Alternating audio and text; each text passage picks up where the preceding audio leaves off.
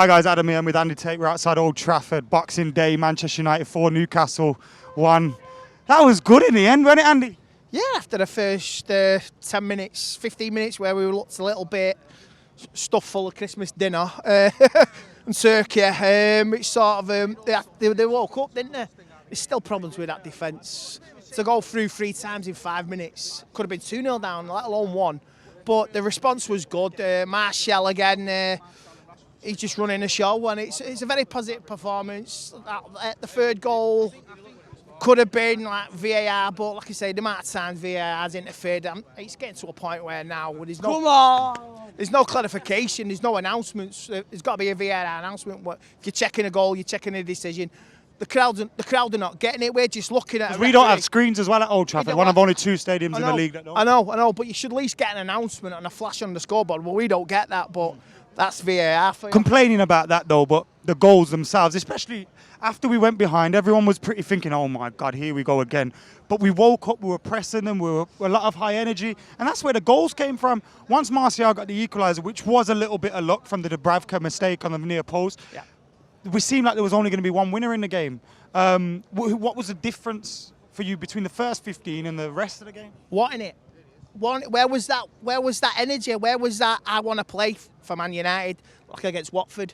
11 players didn't turn up against Watford, shrug it off. Away form is inconsistent, and yet you turn up here. Maybe they play easier here. I don't know what it is. It's like you say, Jesse Lingard said the other week, maybe it's a mental thing. And today was, after the goal, we just took control, was in cruise control, and we've got 2 big games coming up now. We've got to look at a maximum of taking 4 to 6 points. Because we've got Burnley next in 2 days' time, quick turnover. We've seen the substitutions, Rashford, Martial, maybe looking ahead to that game.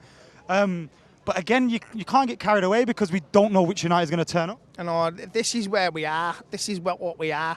And on the fixtures now again, we're 4 points behind top 4. And like I say, I don't know who wants the top 4. I don't know if Chelsea want it, Tottenham want it, or we want it.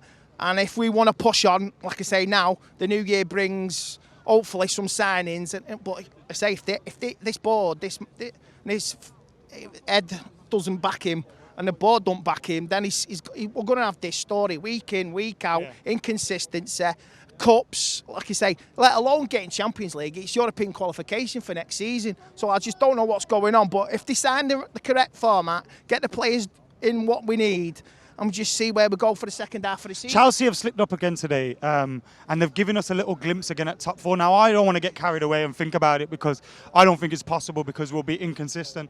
But what would your message be to the boys now that we have actually been given a glimpse back in? How bad do you fucking want it? How bad do you want to get European football next season? You got to show it week in, week out. You don't turn up for Newcastle away, Watford away, Sheffield United away. It's down to them players. If you step on that pitch, you give everything, and just don't.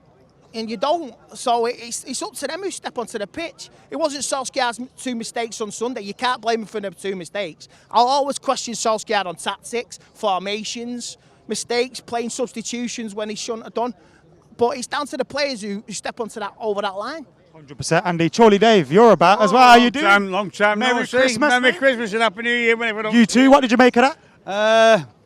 I think it was really poor to begin with. Silly goal to give away, like, you know what I mean? But at the end of the day, 4-1. I think it should have been 6 or 7 or 10-1, really. Yeah. If they stepped up to the plate, you know what I mean? Really go for it. Don't do this tip-tap football. It'd be like Arsenal at halfway line. Pogba comes on, boom, boom. I am the man in the middle of the park. But, you know, let's go and destroy teams. I don't think we're, honestly, really, I don't think we're really good enough. I don't really think we are good enough. How do we improve? Where do we improve? Is it down to the manager and his tactics, or is it down to playing staff?